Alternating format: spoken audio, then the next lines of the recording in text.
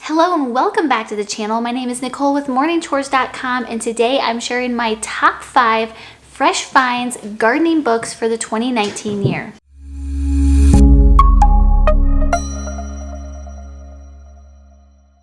I've been so excited to do this video for you guys because I love finding books. I look at it as a treasure hunt, and I wanted to find some great gardening books that I felt would be useful for all of you, no matter where you're at on the gardening spectrum.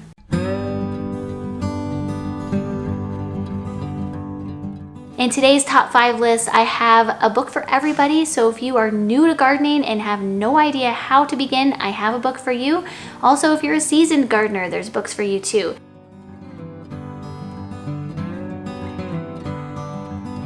The first book I'm recommending on my list is Gardening Complete: How to Best Grow Vegetables, Flowers, and Other Outdoor Plants, authors of Cool Springs Press.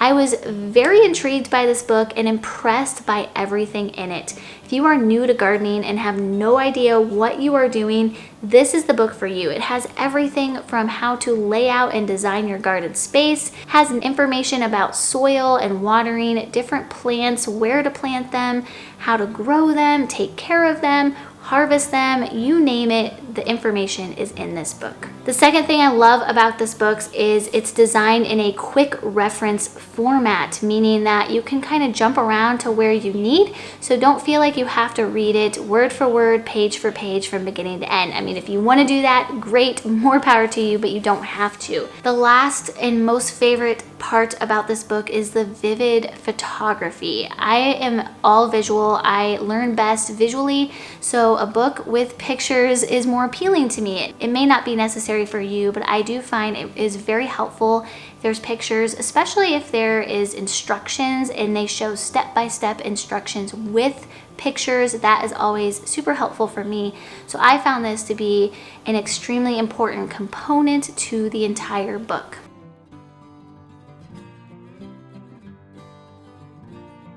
The second book I'd like to recommend today is Epic Tomatoes: How to Select and Grow the Best Varieties of All Time by Craig LeHollier. I could be saying his name wrong, I apologize, but this is a great book for those of you who are more seasoned gardeners, but even if you're a beginner gardener and you love tomatoes and you want to become really good at growing and harvesting tomatoes, I would definitely check out this book. My first favorite thing about this book was the history it shared. It shared the history of the tomato, and I learned things that I did not even realize. So I found it really interesting. The second thing, and one of my most favorite things, was the vibrant photos. I know I already said, visual is my thing, and I love photographs, but I did not know you could take so many beautiful pictures of tomatoes or even keep my attention about tomatoes for an entire book. But the author and the photographer did a great job of capturing my attention and holding on to it. The last thing I love about this book is just the overview. He goes into great detail about the different varieties of tomatoes. He even has a chart to show you how to pick and choose the best varieties for your area as well as your needs. He also has growing instructions, pruning instructions, how to deal with pests, and he talks about harvesting as well. The other thing that I really loved about his book is in the very back, he has a Q&A chapter where he published common questions that he gets about tomatoes, and then he followed them up with an answer. So I thought that was really nice because, we all want to troubleshoot our issues with our tomato plants, and I thought that chapter would be really handy.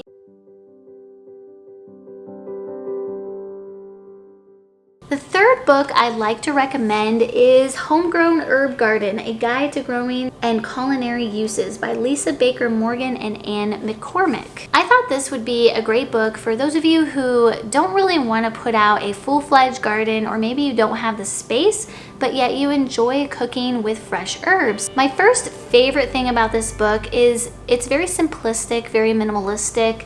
As you can see, it's a pretty thin book. So I liked that, it's just kind of quick, get to the point kind of a book. The second thing I loved is its layout. They have this book divided by section 1 and section 2. Section 1 is in the garden, and how they lay it out is they alphabetize the herbs. So for example, the very first herb in the section 1 part of the book is all about basil, and it gives an overview. So it has kind of a brief description, the basics, common varieties, care and feeding, growing in small spaces, harvesting, and then a little extra known fact. And then the second half of the book is section 2 in the kitchen, and it still alphabetizes the herbs, but instead of giving you growing instructions, it gives you recipes. The third thing I loved about this book is the author's background. One is a professional chef, the other one is a professional gardener. So with the two of them writing this book, it's full of a lot of wisdom and a lot of how-to knowledge.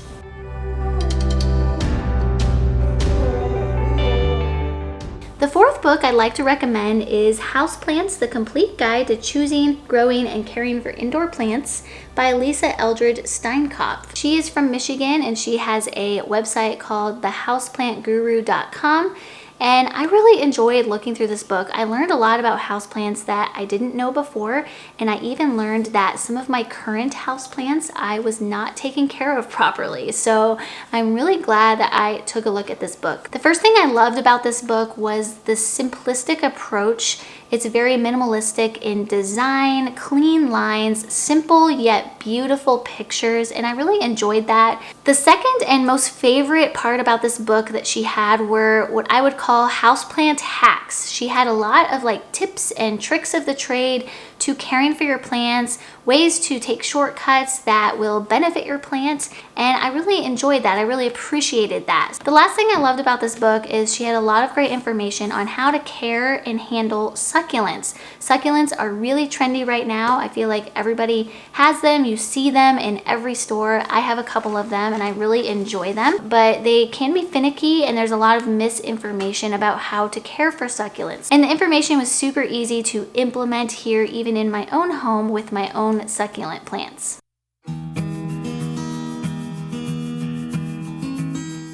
The last book I would like to recommend is this book here. It's called Grow, Cook, Eat, A Food Lover's Guide to Vegetable Gardening, including 50 recipes plus harvesting and storage tips by Willie Galloway. The author is a writer for the Organic Gardening magazine, and she also has a website called digginfood.com. But I wanted to recommend you guys a garden to table book because the whole point of growing fruits and vegetables is so we can eat them. But if we don't know how to prepare them and incorporate them into recipes and meals, then what's the point of growing all that in the first place? So I looked at a couple of these and I liked hers the best. The first reason I loved her book is it's set up in a garden to table format. So first she has the chapters organized by category of food. So for example, one chapter is herbs, another chapter is greens, another chapter is the squash family, so on and so forth. Then within each chapter, she has the vegetables and fruits that belong in that chapter alphabetized. So for example, I have chapter 3, which is greens, and we'll skip over to arugula, which is the first green that is listed in this chapter. And she has kind of a quick overview, and I like that she has it in an orderly manner as to how you would need the information. So for example, she has a brief overview, planting, growing, harvesting, storing, cooking ideas, delicious varieties, and then it immediately follows with recipes. I could tell a lot of thought went into organizing all the information. The second thing I loved about this book is she includes reachable recipes. What do I mean by that? I find that there's a lot of cookbooks that have great, wonderful recipes that look absolutely delicious, and I would love to make them. But oftentimes they have ingredients that are not readily available in my area. I can find them, but I may have to drive an hour or so to find that one ingredient. So I liked her recipes because they were made with reachable ingredients that you could find pretty much anywhere. The last thing I loved about this book was her resource guide in the back. She has all kinds of resources from where to buy seeds from, information on soil, pests, all kinds of just extra information. If you're needing a little bit more information than what's available in this book, she immediately directs you to where you need to go. I hope you enjoyed today's video. I hope that you learned something new and that you feel inspired. You can also head over to morningchores.com where you can learn even more information on gardening, homesteading, DIY, and much, much more. Have a great day, and we'll see you next time.